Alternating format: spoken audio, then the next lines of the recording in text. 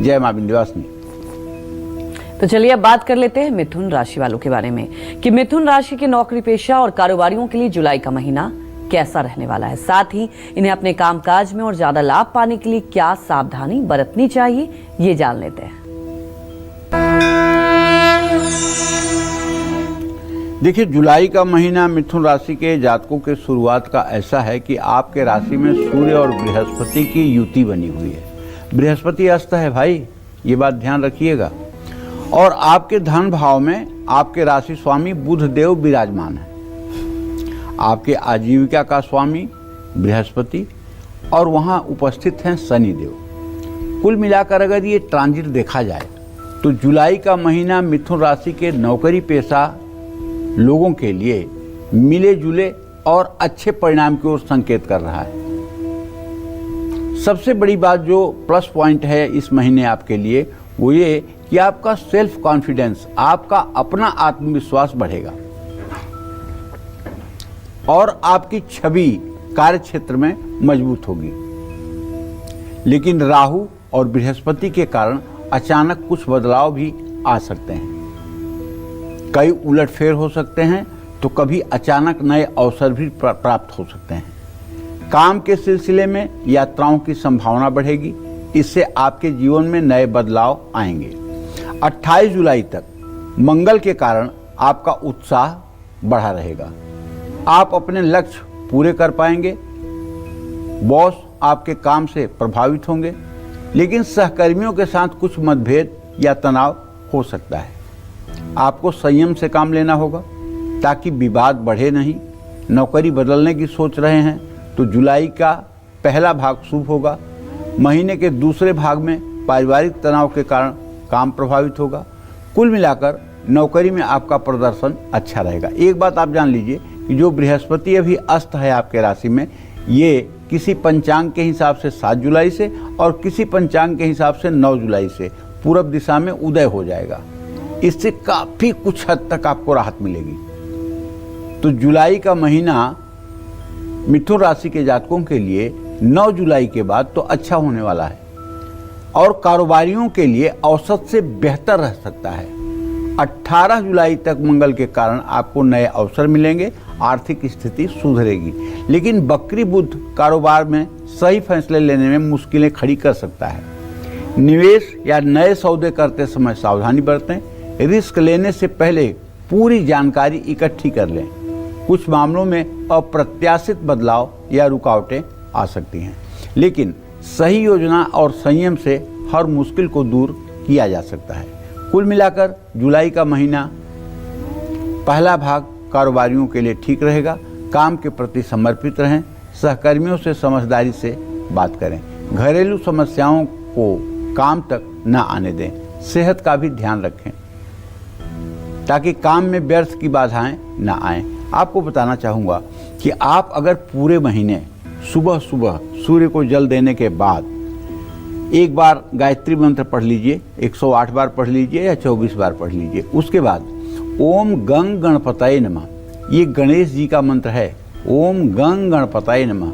इस मंत्र का अगर आप गणेश जी का ध्यान करके और 10 माला जप कर लें पूरे महीने, तो मैं 100% की जिम्मेदारी के साथ कह रहा हूँ कि आपके जीवन में उलझन नाम का कोई शब्द ही नहीं आएगा।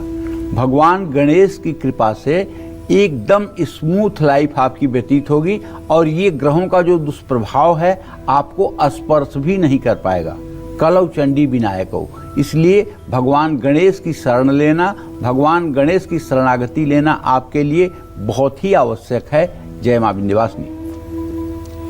तो देखिए, आज का कालचक्र आप सबके लिए बेहद ही महत्वपूर्ण है, क्योंकि पंडित जी आज बता रहे हैं कि जुलाई महीना जो आने वाला है उसमें नौकरी पेशा और जो कारोबार करते हैं कैसा रहने वाला है। तो ध्यान से कालचक्र देखते रहिए। लेकिन उसके पहले हमारी दर्शक जुड़ चुकी हैं सुमन दिल्ली से। सुमन, आप अपने सवाल पूछ सकती हैं।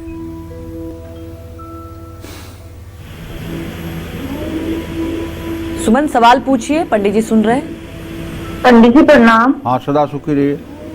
मैं सुमन बोल रही हूँ। मेरी उम्र 56 साल है पंडित जी। जी जी जी। मेरे 2 प्रश्न हैं। मैं एक अपना नया घर लेना चाहती हूँ, वो प्रॉपर्टी मेरे लिए कैसी रहेगी? और दूसरा, मेरा एक ना प्लॉट है, उसमें हम लोगों का बहुत झगड़ा सा है, उससे मुझे कब निजात मिलेगी? पहले प्रश्न का उत्तर तो यह है कि शुक्र और शनि का इत्तिसाल स्नेहा दृष्टि से है। घर का योग तो बहुत शीघ्र बन रहा है और घर बहुत जल्दी आपको प्राप्त होने वाला है। इसमें बिल्कुल विलंब की स्थिति नहीं है। 2025 के अंतर्गत ही आपके घर का काम हो जाएगा। हाँ, दूसरा प्रश्न आपका है, आपका भूमि संबंधी विवाद है, तो मंगल चंद्रमा केतु के साथ है।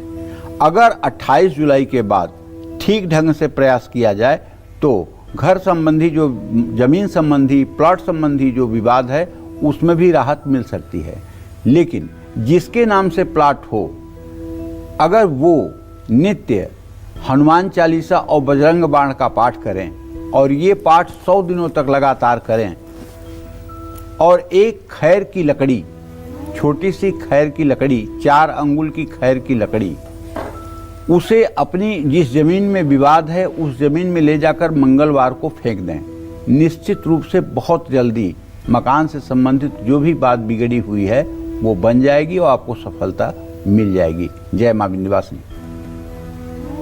तो अब बात कर लेते हैं कर्क राशि वालों की। क्या जुलाई में कर्क राशि वालों का बिजनेस होगा अच्छा, या क्या इन्हें नौकरी में कोई सफलता मिलेगी?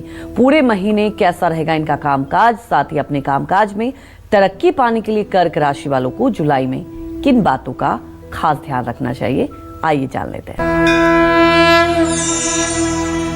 देखिए, इस समय तो कर्क राशि में बुध की स्थिति है और कर्क राशि के जातकों को बताना चाहूंगा कि आपके आजीविका भाव का स्वामी मंगल होता है और आपके पुरुषार्थ भाव का स्वामी बुध होता है और आपका राशि स्वामी चंद्रमा होता है।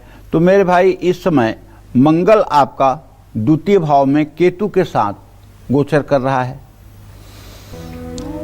ऐसे में जुलाई का महीना कर्क राशि के नौकरी पेशा लोगों के लिए काफी स्ट्रगलर, बहुत ही संघर्ष से भरा हुआ है। 28 जुलाई तक मंगल कमजोर स्थिति में है। ऐसे में कार्य क्षेत्र में असंतुलन और तनाव की संभावना बनी हुई है। जिन लोगों को बोलने का काम है या जो लोग काउंसलर हैं, काउंसलिंग करते हैं, वाणी से जुड़ा जिनका काम है, या वकील हैं या पत्रकार हैं या बैंकिंग हैं, उनको अपने वाणी और व्यवहार और गुस्से पर नियंत्रण रखना होगा, वरना सहकर्मियों और वरिष्ठों के साथ संबंध बिगड़ सकते हैं। विवाद और गलतफहमियां बढ़ सकती हैं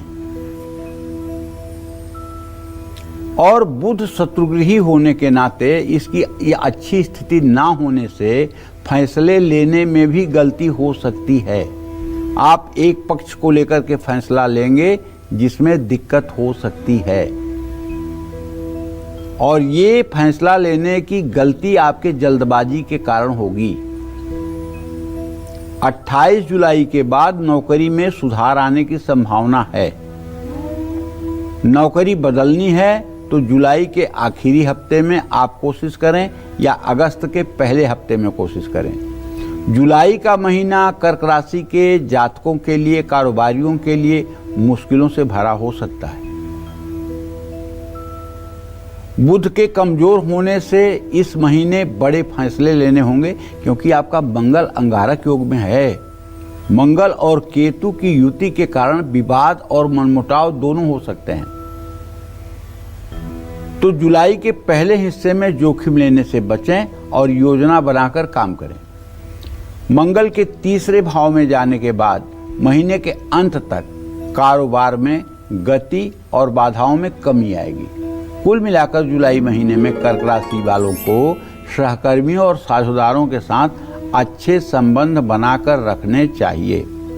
अब कर्क राशि के जातकों को करना क्या चाहिए? कर्क राशि के जातकों को ये करना चाहिए कि आपके आजीविका भाव का स्वामी जो है वो है मंगल। तो आपको हर मंगलवार हनुमान मंदिर में जाना चाहिए और हनुमान मंदिर में बैठ करके जितना संभव हो हनुमान चालीसा का पाठ करना चाहिए और मंगलवार के दिन हनुमान मंदिर में लड्डू और तुलसी का प्रसाद चढ़ाना चाहिए और मंगलवार के दिन आपको चाहे जितनी ज़रूरत हो किसी से या बैंक से कर्ज नहीं लेना चाहिए। जय मां विंध्यवासिनी। हमारे एक दर्शक जुड़ चुके हैं, राकेश हैदराबाद से। राकेश, आप अपने सवाल पूछ सकते हैं। पंडित जी, आपके चरणों में कोटि कोटि प्रणाम। हाँ, सदा सुखी पंडित जी, मेरा नाम राकेश सिंह है। मेरी जन्म तिथि 18 जुलाई 1972 है जी। दिन में 12:15 पे जी जपला पलामू झारखंड में हुआ था। जी जी। पंडित जी, मेरा दो ही सवाल है। एक तो मैं अपने व्यापार में मैं कर्ज में काफी हूँ, मुझे कर्ज से मुक्ति कैसे मिलेगी? और मैं एक अपने इनकम को बढ़ाने के लिए ट्रक लेना चाहता हूँ, उसमें मुझे किस तरह की सफलता मिल सकती है? पहले प्रश्न का उत्तर तो ये है, देखिए राकेश बाबू, आपके धन भाव का स्वामी मंगल प्रश्नकाल से और आपके व्यय भाव का स्वामी बुध, ये दोनों की स्थिति द्वितीय द्वादश की है। अगर आप कर्ज से मुक्ति चाहते हैं तो आपको ऋण मोचन मंगल स्तोत्र का 7 बार सुबह शाम पाठ करना चाहिए। अगर ये पाठ करने से 6 महीने के अंदर आपका ऋण समाप्त हो जा रहा है तो अच्छी बात है। अगर इससे भी नहीं समाप्त हो रहा है तो अब दूसरा उपाय मेरा गारंटी वाला है। गारंटी वाला उपाय क्या है कि गजेंद्र मोक्ष का पाठ करना शुरू करिए।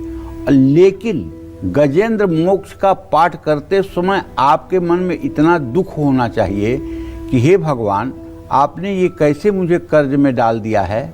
लोग अपमान करते हैं, लोग सम्मान की दृष्टि से नहीं देखते हैं, लोगों से न चाहते हुए भी कभी कभी झूठ बोलना पड़ता है। इस विपदा से निकालो भगवान। ऐसी प्रार्थना करते हुए अगर आप गजेंद्र मोक्ष का पाठ करेंगे, मैं विश्वास के साथ कहता हूँ अति शीघ्र आपकी विपत्ति का निवारण हो जाएगा और आप पूर्ण रूपेण कर्ज मुक्त हो जाएंगे। इसमें कोई संदेह नहीं है। जहाँ तक व्यवसाय को विकसित करने की बात है तो उसके बारे में आपसे यही कहूँगा कि आप हर सोमवार शिव मंदिर में जाना शुरू करिए। जल, दूध और गन्ने का रस ये शिवलिंग पर चढ़ाइए। उसके बाद शिवलिंग को धो करके उस पर बिल्वपत्र, सफ़ेद पुष्प रख करके धूप दीप जला करके विधिवत पूजा करिए। भगवान शिव की शरणागति लीजिए, इससे आपका जीवन धन्य हो जाएगा। जय मां विंध्यवासिनी। तो जुलाई में किन लोगों को पार्टनरशिप में काम करना चाहिए और किन लोगों को कारोबार में घाटा सहना पड़ सकता है? जुलाई में किसको नई नौकरी मिलने वाली है और किसका होने वाला है प्रमोशन? कामकाज के लिहाज से सिंह से लेकर मीन राशि वालों के लिए जुलाई का महीना कैसा रहेगा, ये सब जानेंगे पंडित जी से, लेकिन एक छोटे से ब्रेक के बाद। आप बने रहिए हमारे साथ और देखते रहिए काल चक्र।